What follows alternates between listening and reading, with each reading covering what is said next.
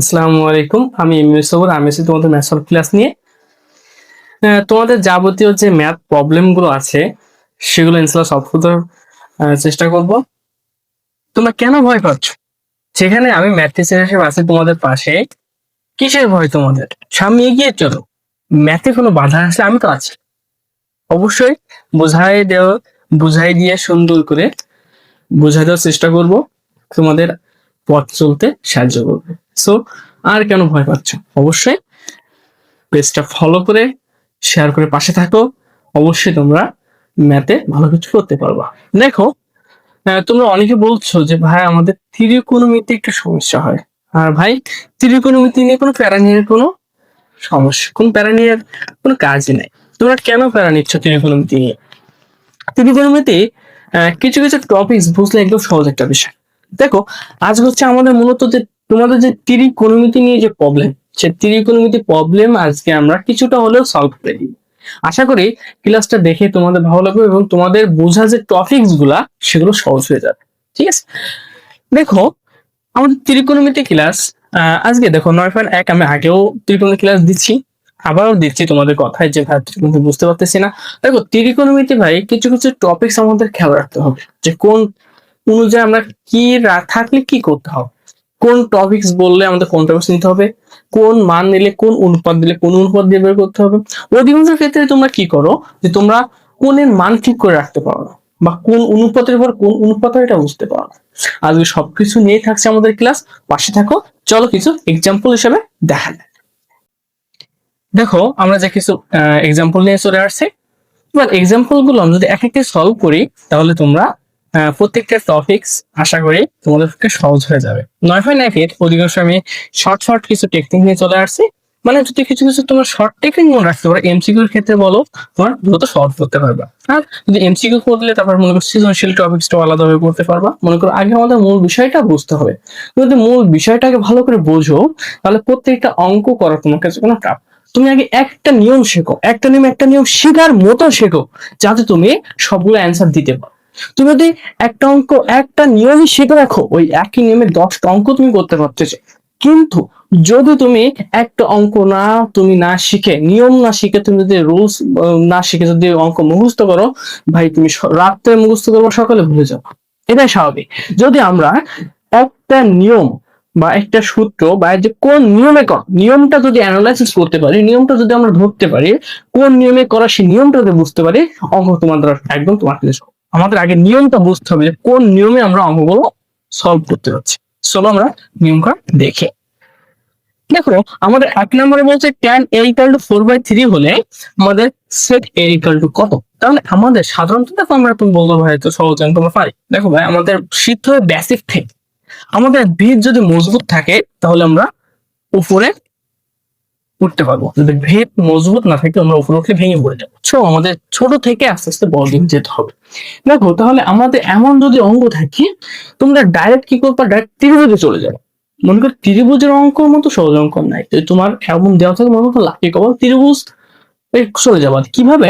দেখো, আমার এই ত্রিভুজ যাওয়ার আগে আমি পূর্বের ক্লাসে দেখো ভালো করে বোঝা দেওয়া হচ্ছে, পূর্বের ক্লাসগুলো একটু অ্যানালাইজ করে আসবা যে অতিভুজ, লম্ব, ভূমি, এই যে সম্পর্কগুলো আছে ত্রিভুজ, ট্যান থিটার সমান আমরা কি জানি, লম্ব বাই ভূমি। তাহলে আমরা যে ত্রিভুজটা আঁকাই ফেলি, প্রথমে মনে করো আমরা ত্রিভুজটা এঁকে ফেললাম। আঁকার পরে ট্যান সমান আমরা এটাকে ধরলাম, মনে করো যেহেতু এ কোম্পানি এটাকে এ ধরলাম, এটাকে বি ধরলাম, এটাকে সি ধরলাম। তাহলে এবার আমরা বলতে পারবো এটাকে এ ধরলাম কেন, কারণ এই যেটা আমাদের ট্যান এ দেওয়া, যেটাকে কোণ এ ধরে সেটাকে আমাদের কোণ ধরতে হয়।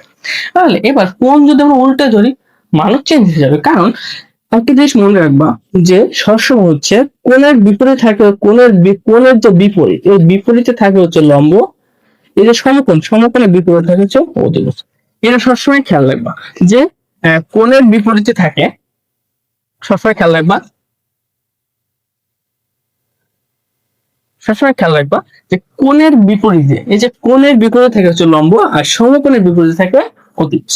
এবার কোণ যদি এটা থেকে লম্ব, এটা অতিভুজ, এটা ভূমি, এটা ঠিক আছে, এটা খেয়াল রাখবে। তাহলে আমাদের আছে ট্যান এ। তাহলে আমরা যদি এটা ক্যালকুলেশন করি, এটাকে এ দিলাম, এটাকে বের দিলাম, এটাকে সি দিলাম। ট্যান এ মানে আমরা কি জানি, লম্ব বাই ভূমি। লম্ব কোনটা, কোণ যেহেতু এটা আমি কি বলছি যে কোণের বিপরীত হয় লম্ব, সমকোণের বিপরীত অতিভুজ। তাহলে কোণের বিপরীত হচ্ছে লম্ব, তাহলে কোণের বিপরীত লম্ব এটা। এবার তাহলে লম্বের ভূমি ভূমি কত 3, তাহলে এর থেকে আমাদের লম্ব ভূমি পেয়ে গেছি। এবার আমাদের বের করতে বলছে কি সেক থিটা বা সেক এ। তাহলে আমাদের সেক সমান কি জানি আমরা কি জানি সেক সমান অতিভুজ বাই ভূমি, কিন্তু আমরা ভূমি পাইছি লম্ব অতিভুজ না, অতিভুজ বের করতে হবে কি দিয়ে পিথাগোরাসের সূত্র দিয়ে। পিথাগোরাসের সূত্র আমরা কি জানি যে অতিভুজ স্কয়ার ইকুয়াল টু কি লম্ব স্কয়ার প্লাস হচ্ছে ভূমি স্কয়ার। তাহলে অতিভুজ তাহলে আমরা কি পাচ্ছি যে আমরা লিখতে পারি না A B square equal to কত এসি স্কয়ার প্লাস হচ্ছে এসি স্কয়ার, এটা হচ্ছে বিসি সরি বিসি। এর মানগুলো বসাই দাও।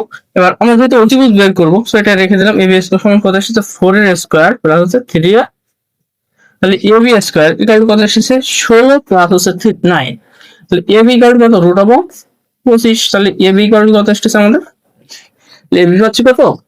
তাহলে দেখো আমরা যদি ত্রিভুজ থেকে যদি আমরা তিনটা মানই পেয়ে যাই লম্ব ভূমি অতিভুজ তিনটা পেয়ে গেলে আমাদের যে কয়টা অনুপাতে দেখতে সবকটা অনুপাতে আমরা মান বের করতে পারবো, কারণ আমরা ত্রিভুজ দেওয়া থাকলে সবকটা মান আমরা ইজিলি পেয়ে যাচ্ছি। তাহলে দেখো আমাদের যেহেতু আমরা সবকটা মান যেহেতু সবকটা বাহুর মান আমরা বের করতে পারছি, যে অনুপাত থেকে আমরা বের করে ফেলবো। এবং কারণ আমরা কি জানি প্রত্যেকটা অনুপাতে একটা মান জানি আমরা। তাহলে এবার আমরা এ সমান কি বলতে সেক সমান অতিভুজ আর ভূমি, অতিভুজ কত আমাদের 5, তাহলে এবার থেকে আমরা লিখতে পারি সেক অতিভুজ বা ভূমি, অতিভুজ মানে এ বি, ভূমি কত এসি, কত এসেছে 5/3, এটা আনসার। ইজি ভাবে না দেখো একদম নিচে এইভাবে প্রত্যেকটা অঙ্ক হচ্ছে সলভ করে ফেলবে, দেখো ক্লিয়ার হয়েছে। এবার দেখো আমরা নেক্সট এক্সাম্পলে 2 নম্বর এক্সাম্পল ছিল আমাদের, দেখো 2 নম্বর এক্সাম্পল ছিল সেক থিটা।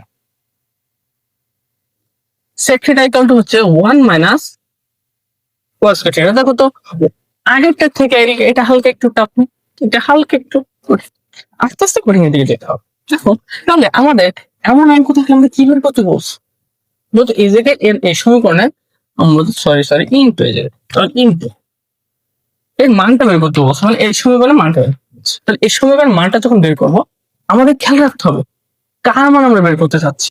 দেখো এমন যে সমীকরণ থাকে তাহলে আমাদের দেখতে হবে যে কাকে ছোট করা যাচ্ছে, তাকে আমরা ছোট করে নিব। দেখো তো এই যে সেক থিটা ছোট করলে হয় 1/cos থিটা, কিন্তু একে ছোট করলে হয় sin থিটা। তাহলে আমরা যদি এটাকে করি কিন্তু এর সাথে কোনো কাটাকাটি করতে পারতেছি না, কিন্তু এটাকে যদি আমরা ছোট করি আমাদের ত্রিকোণমিতিতে একটা জিনিস বারবারই খেয়াল রাখতে হবে, একজন আরেকজনের সাথে কাজ করতে হবে। দেখো কেউ আর স্বার্থ ছাড়া জন্য কেউ কাজ করে না, সো ও যখন ছোট হবে তখন একটা স্বার্থ আছে প্রাণের সাথে এটা কাটাকাটি করতে পারবে, এই জন্য স্বার্থ আছে। এই জন্য আমাদের স্বার্থ এরা হচ্ছে অঙ্কটা জিনিস একজন আরেকজনের স্বার্থে চেঞ্জ হয়, ঠিক আছে। তাহলে এমন দেখো আমার এই অঙ্কটা যখন আমরা চেঞ্জ করবো তখন এর স্বার্থের জন্য চেঞ্জ হবে, স্বার্থটা কি একেও কেটে দিবে। একে যখন আমরা নিচ্ছি দেখো তো সেক থিটা, সেক থিটা এটা সাইন স্কয়ার থিটা, দেখো তো এটা করলে কি আছে আমাদের, এটা হচ্ছে আমাদের সেক থিটা, কিন্তু এটা করলে কি হচ্ছে আমাদের 1 মাইনাস যে sine square theta plus cos square theta equal two 1। এই সূত্র থেকে আমরা কি হচ্ছে cos 1 minus cos square theta সমান কত sin স্কয়ার থিটা, তাহলে কত sec থিটা ইনটু কত sin থিটা না। তাহলে এবার 1 বাই দেখো আমরা এবার হচ্ছে আমাদের sec theta into sin theta, কিন্তু এবার দেখো আমরা একে জন্য চেঞ্জ করব, কিছু চেঞ্জ করবো এই জন্য বললাম না একটা সাত কাজ করে। তো আমরা কিন্তু এমন কোনো অনুপাত যায় না, কিন্তু আমরা tan থিটার মান জানি। এবার কিভাবে tan থিটা করতে হয় দেখো তো, sec থিটা ভাগ 1/cos থিটা ইনটু কত sin থিটা। তাহলে এবার এই যে sin theta by sin theta by cos theta equal কত tan থিটা, নির্দিষ্ট একটা অনুপাত বেরোচ্ছে না, এটা answer। মানে আমাদের সবসময় খেয়াল রাখতে হবে যে কাকে ভাঙালে কে উত্তর রূপান্তরিত হচ্ছে, আমাদের এই ভাঙানোটাকে খেয়াল করতে হবে। এটা হচ্ছে ত্রিকোণমিতি, ত্রিকোণমিতির ভাঙানোটা খেয়াল করে রাখতে পারো তাহলে তোমার পক্ষে ত্রিকোণমিতি ইজি। দেখো এবার আমরা তৃতীয় নম্বর এক্সাম্পলে যাই, যে cosec theta equal to B হলে tan থিটা ইকুয়াল টু একদম সেম এক নম্বরের নিয়মে, একদম সেম এক নম্বরের নিয়মে যে cosec theta equal to a by b হলে tan থিটা ইকুয়াল টু কত। একবার cosec থিটা সমান আমরা কি জানি, cosec থিটা সমান অতিভুজ বাই লম্ব, tan থিটা সমান এবার আমরা tan লম্ব বাই ভূমি লাগবে, অতিভুজের সূত্র দিয়ে ভূমি বের করে দিতে হবে অ্যান্সার। দেখো আমি বলতে সংখ্যা দিয়েছিল, এবার আমাদের এই যে লেটার দিয়ে কি করে দেবো দেখো। তাহলে আমাদের cosec থিটা বলছে কি যে ত্রিভুজে চলে যাব, যে আমাদের মান দেওয়া থাকবে সে ত্রিভুজে চলে যাবো, তাই থিটা এটা নিলাম। তাহলে এবার এটা ধরলাম এ, এটা ধরলাম বি, এটা ধরলাম সি। তাহলে এবার বলছে আমাদের এ বাই বি, তাহলে আমরা কি জানছি বি যেহেতু একটু সেটা ধরছি এটা থিটা, তাহলে এর মানে হচ্ছে কত অতিভুজ বি মানে হচ্ছে লম্ব। এবার ভূমিটা বের করতে হবে। অতিভুজ পাইলাম, এবার ভূমিটা বের করলে পিথাগোরাসের সূত্র দিয়ে যে অতিভুজ বিসি স্কয়ার ইকুয়াল টু হচ্ছে AC square plus AB square. অতিভুজ বের করবো, তাহলে এবি স্কয়ার ইকুয়াল কত, BC square minus AC square. তাহলে কি করবো, বিসিটা কত, বিসিটা হচ্ছে আমরা এ স্কয়ার মাইনাস হচ্ছে বি স্কয়ার। তাহলে এবি সমান কত আসছে, root over A square minus B square. তাহলে এটা কত, root over A square minus B square. এটা হচ্ছে আমাদের এবির মান। তাহলে বলছে কি ট্যান থিটা, তাহলে ট্যান থিটা এই ওয়াথায় ট্যান থিটা ইকুয়াল টু কত, লম্ব বাই ভূমি, লম্ব কত বি, ভূমি কত রুট ওভার। ঠিক আছে, এইভাবে আমাদের যখন ত্রিভুজ থাকবে ইজিলি বের করে দিচ্ছি। এবার আমাদের 4 নম্বরে যে সেটা বলছে, দেখো 4 নম্বরটা হালকা একটু জটিল আছে। 4 নম্বরটা একটু বোঝো, এটা এমন ভাবে কোশ্চেন খ থেকে বা গ থেকে দিয়ে দেখ। বলছে দেখো আমাদের একটা ত্রিভুজ দিয়ে দিছে, ত্রিভুজ দিয়ে দিচ্ছে মানে আমরা লাহিত হবে ভাই। ত্রিভুজ দিলে আমাদের লাহিত হবে, ত্রিভুজ দিলে আমাদের বুঝতে হবে যে অঙ্কটা অর্ধেক ওরা করে দিচ্ছে। কিভাবে, কারণ আমাদের ত্রিভুজে কিন্তু 6টা অঙ্কটা জানা লাগবে, ট্যান থিটা সমান কি, সেক থিটা সমান কি, সাইন থিটা সমান কি, ঠিক আছে, এটাও জানতে হবে। দেখো এবার আমাদের ত্রিভুজটা দিয়ে দিয়েছে, ত্রিভুজটা দিয়ে দিয়েছে, আমরা ত্রিভুজটা এই পাশে রাখি, ত্রিভুজটা একটু বড় করে রাখি। এটা হচ্ছে এ, এটা হচ্ছে বি, এটা হচ্ছে সি। এবার এই জায়গায় হচ্ছে 5, এটা হচ্ছে বাই 12। এবার এটা হচ্ছে সমকোণ আমরা জানি। এবার প্রথম বলছে cot a প্লাস tan, বলছে cot a plus tan c equal to what. তাহলে এটা হচ্ছে একবার হচ্ছে বলছে cot a, একবার হচ্ছে cot a আর একটা হচ্ছে tan c। তাহলে দেখো তোমাদের এই জায়গায় কিন্তু খেয়াল রাখতে হবে কোণে, কোণ কি বল, একবার দেখো এ বলছে মানে হচ্ছে এ কোণ, আর একবার সি বলছে মানে হচ্ছে এই সি কোণ। কোণে কিন্তু খেয়াল রেখে অ্যান্সার করতে হবে। দেখো আমাদের লাগবে লম্বভূমি, কারণ ট্যান সমান জানি লম্বভূমি, কট সমান জানি ভূমি বাই লম্ব। একটা একটা উল্টো আমাদের যেটা বের করা লাগতেছে না, পিথাগোরাস দিয়ে। অনেক সময় তোমাদের কি থাকে অতিভুজ দিয়ে দেয়, ভূমি বের করে নিতে হয়, যখন খ বা গ তে দিয়ে দিবে। এবার দেখো তাহলে এবার ট্যান এ মানে লম্বভূমি, তাহলে লম্ব যদি এটা হয়, কোণ যদি কোণ যদি এটা হয়, লম্ব কোটা, আমি আগেই বলছি কোণের বিপরীত লম্ব, তাহলে লম্ব এটা, আর অতিভুজ তো এটাই, ভূমিটা এটা আছে, তাহলে লম্ব কত, কট এ। তাহলে আমরা কি জানি, ভূমি বা কট এর সমান কি জানি আমরা, ভূমি বাই লম্ব। ভূমি তো 5, ভূমি হচ্ছে আমাদের, দেখো ভূমিটা হচ্ছে আমাদের 5 বাই লম্ব কত 12 plus cot C, cot C মানে লম্ব বাই ভূমি, তাহলে কট এটা এটা লম্ব, এটা ভূমি কত 5 বাই 12। অ্যান্সারটা কত, লস হয়ে কত 12, তাই কত আসছে 5 প্লাস 5 কত 10 বাই 12 সমান কত আসছে আমাদের, টু দিয়ে যদি কাটাকাটি করি 5 5 কত 6। দেখো তো একদম ইজি না, একদম ইজি ভাবে হচ্ছে কোশ্চেন। তাহলে তোমরা ত্রিকোণমিতি কিসের জন্য পারবো না ভাই, যদি এমন ধরনের কোশ্চেন তাই কিসের জন্য পারবো না, একদম শর্ট টিক্স না, এটা শর্ট ভাব। আর তো বড় কোনো কোশ্চেন যদি কোনো সমস্যা থাকে আমরা অবশ্যই জানাবো, সলভ করে দিব, কোনো সমস্যা না। দেখো এবার আমরা একটু 5 দাগে যাই। 5 দাগ কি বলছে আমাদের, 5 দাগটা বলছে যে sine theta, sine theta plus sine square theta equal to হচ্ছে 1 হলে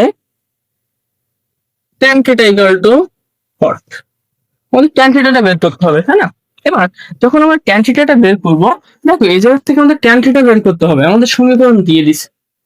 বলছো ভাই আগে তো আমাদের ত্রিভুজ দেওয়া ছিল, মান দেওয়া ছিল, বের করছিল, ঠিক আছে, এর থেকে মান বের করে নিতে হবে তোমার টেকনিক খাটায়। কিভাবে টেকনিক খাটাতে হবে, দেখো তো এই জায়গায় ভাই সবসময় দেখবা কার সাথে স্কোয়ার আছে, কার সাথে প্লাস মাইনাস আছে, ঠিক আছে, এইগুলো যখন তুমি খেয়াল করবা তখন তুমি সলভ করতে পারবে। কিভাবে, দেখো যখন আমাদের সিম্পল একে কিন্তু ভাঙানো যায় না, কিন্তু স্কোয়ার যে আছে তাকে কিন্তু ভাঙানো যায়। তাহলে আমরা কাকে ভাঙাবো, স্কোয়ার কে ভাঙাবো, কারণ আমরা এটা কিন্তু স্কোয়ারে না, এটা সিম্পল ভাবে আছে, তাহলে সিম্পল কে স্কোয়ার কে ভাঙালে সিম্পল পাওয়া যায়। তাহলে আমরা এটাকে এবার দেখো তো সাইন থিটা রেখে দিলাম, ইকুয়াল টু আমরা 1 এটা দিয়ে দিলাম কত সাইন স্কোয়ার থিটা প্লাস হলো মাইনাস, তাহলে সাইন থিটা ইকুয়াল কত, দেখো তো কস স্কোয়ার থিটা, একই সূত্র, sine square theta plus cos square theta তাহলে 1, এটা যদি রেখে দিই তাহলে এটা আসলে কত মাইনাস সাইন স্কোয়ার থিটা, এই যে কস স্কোয়ার থিটা। এইবার দেখো কস থিটা হয়ে গেছে না, তাহলে আমার বলছে কি যে আমরা tan থিটা ইকুয়াল টু হর, তাহলে এই কস স্কোয়ারটা দেখো তো ভাঙতে হবে, সাইডে আমরা tan থিটা বানাবো, যেটার মান বের করতে সেটা অসংখ্য হচ্ছে বাম পাশে রাখতে হয়, তাহলে এটাকে আমরা বাম পাশে এই স্কোয়ার আছে, এই দুই টেন আছে একটা, আমরা কস কে ভাঙাতে পারি না, cos theta into cos theta, এবার একটাকে বেশি দিয়ে দাও, সাইন থিটা বাই কত cos theta equal to cos theta পড়ে থাকতেছে না, ইকুয়াল টু এবার ট্যান থিটা ইকুয়াল টু কত হচ্ছে আমরা কস থিটা, এটা আনসার। দেখো তো একদম বোঝো কিনা, যে সাইন থিটা একটা বেশি দিয়ে দিলাম, তাহলে সাইন বাই কস, কস হচ্ছে ট্যান থিটা, তাহলে এটা হচ্ছে আমাদের সলভ। তো দেখো এমন ধরনের আরো যদি তোমাদের কোনো প্রবলেম থেকে থাকে অবশ্যই আমার সাথে যোগাযোগ করো, আমার প্রবলেমটা পরবর্তী প্রবলেম নিয়ে তোমাদের একটা ক্লাস করে দিব, তারপর প্রবলেম তোমাদের বোঝাতে দিব, সমস্যা নেই। সবাই ভালো থাকো, সুস্থ থাকো, আল্লাহ হাফেজ।